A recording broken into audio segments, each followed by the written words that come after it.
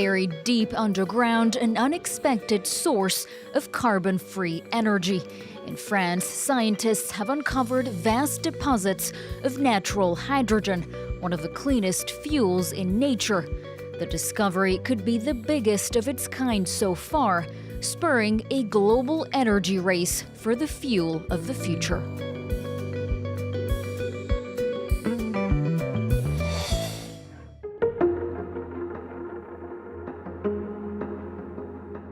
On est ici au cœur du bassin minier français qui a produit beaucoup de charbon.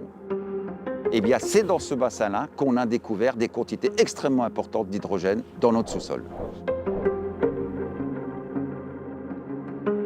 Cet hydrogène, qu'on appelle l'hydrogène blanc, c'est un gaz zéro carbone.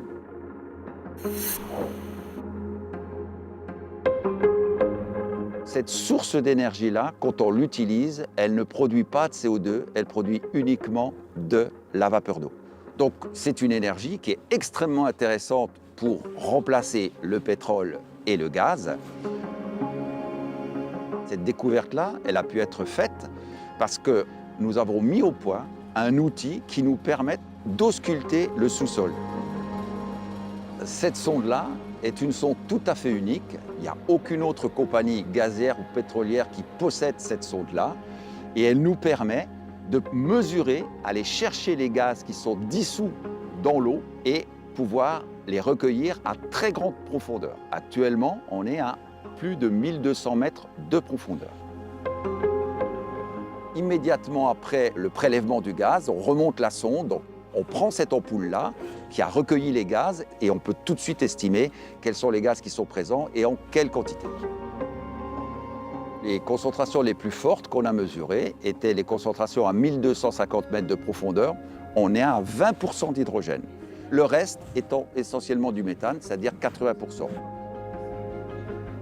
Nos recherches montrent que cela pourrait être le réservoir d'hydrogène naturel le plus important au monde.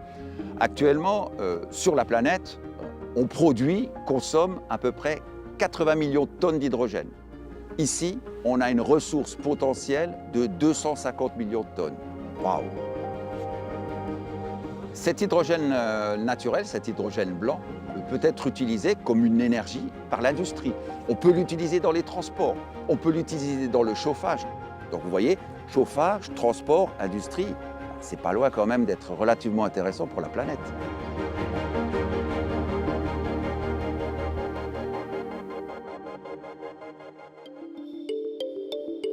It's often described as the energy of the future. But making commercial hydrogen is in itself an energy-intensive process. The H atom can mostly be found in the form of water or methane gas. Hydrogen is created by breaking those elements apart. The energy industry has a color code to describe the source of power used in that process. Gray when it's produced with fossil fuels, pink for nuclear-powered electricity, or green hydrogen when the source of energy used comes from renewables such as wind or solar. And this is where natural or white hydrogen could be a game changer. The Earth is its own factory as it continuously generates the gas, and burning it only emits heat and water.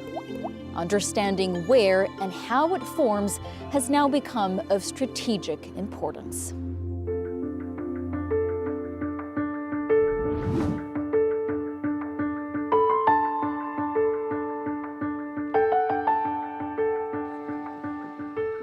Ce qu'on essaye de faire ici au laboratoire, c'est simuler les différents mécanismes qui font intervenir du fer et de l'eau et qui pourraient générer de l'hydrogène pour savoir si dans la croûte terrestre on peut générer de l'hydrogène à partir de ces réactions.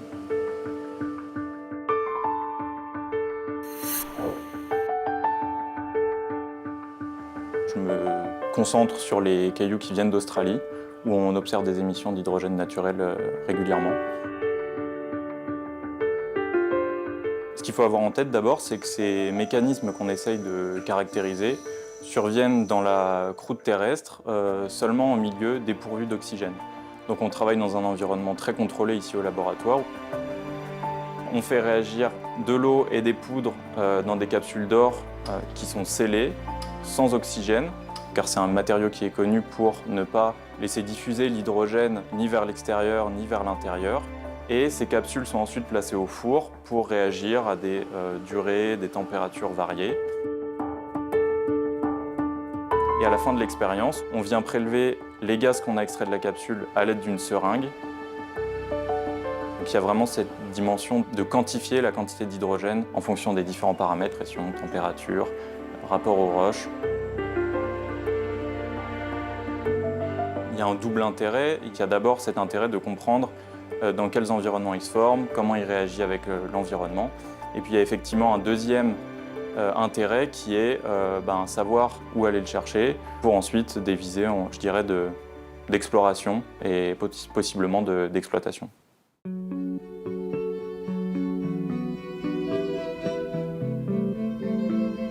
Il y a 2-3 ans, c'était encore écrit sur Wikipédia que l'hydrogène à l'état naturel et gazeux n'existait pas sur Terre. Donc vraiment d'énormes bêtises.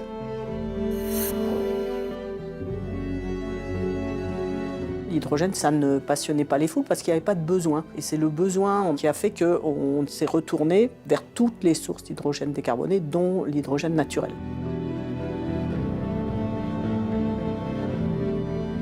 Au Mali, qui a eu plus de 20 ans maintenant, il y a des paysans qui cherchaient de l'eau. Ils ont foré un petit puits pour trouver de l'eau à 1 mètre de profondeur. Et il n'y avait pas d'eau. Quelqu'un donc a allumé une cigarette et ça a fait tchouf. Et puis, ils ont vu qu'ils avaient trouvé un gaz inflammable. Il y a eu des analyses et on a découvert que c'était de l'hydrogène. Et donc maintenant, cet hydrogène sert à faire l'électricité de ce village. Des pays qui commencent à s'intéresser, ont fait évoluer leurs lois pour permettre l'exploration. La France l'a fait, l'Australie du Sud l'a fait, les États-Unis l'ont fait. Et c'est pour ça que l'activité se concentre sur ces pays actuellement. Le premier grand pays qui l'a fait, c'est l'Australie du Sud. Et immédiatement, il y a une trentaine de permis qui ont été pris. Les 2 premiers puits viennent d'être forés.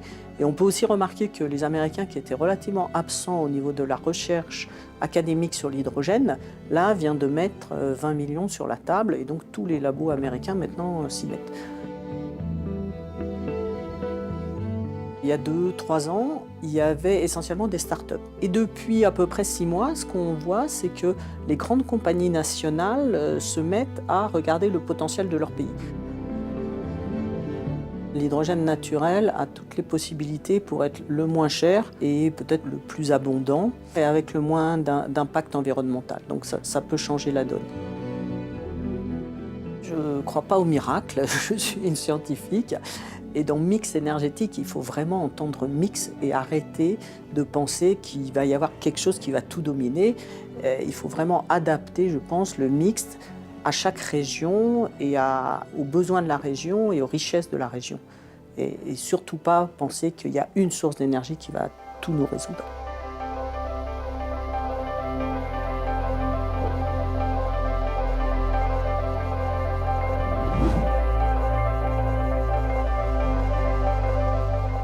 Mon travail, effectivement, c'est de chercher et de trouver de l'hydrogène naturel en faisant des petits trous dans le sol à 1 mètre de profondeur et en mesurant en fait, le gaz qui sort du sol.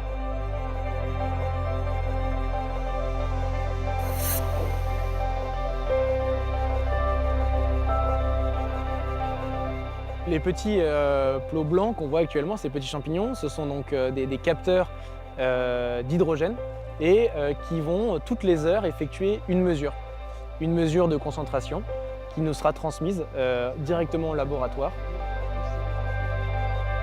Du coup, j'ai réalisé donc une cartographie des gaz du sol à l'échelle régionale, donc couvrant à la fois les Hautes-Pyrénées, les Pyrénées-Atlantiques, les Landes et une partie du Gers. Et on s'est rendu compte qu'il y avait un endroit qui apparaissait sur cette carte-là, la région de Sauveterre, de Béarn, où l'hydrogène fuiterait en surface. Sous nos pieds, on retrouve une roche qui permettrait de générer de l'hydrogène de façon naturelle, juste avec une interaction eau et roche. C'est une zone exceptionnelle en France. Elle fait l'objet en fait, du premier permis d'hydrogène naturel français. Dans les mesures réalisées sur ce terrain-là en particulier, on a découvert des concentrations en hydrogène qui sont extrêmement importantes. On a des valeurs qui sont peut-être 1000 fois supérieures à ce qu'on a actuellement ailleurs dans le monde. L'hydrogène naturel, on est encore à la phase d'une recherche fondamentale. On sait qu'il existe et donc maintenant les industriels vont prendre part et vont développer des technologies qui vont nous permettre de l'extraire du sol afin de l'utiliser comme carburant dans le futur. L'hydrogène, c'est une molécule qui nous fait rêver d'une transition énergétique qui nous permettrait d'émettre moins de CO2 dans l'atmosphère et essayer de limiter du moins le changement climatique.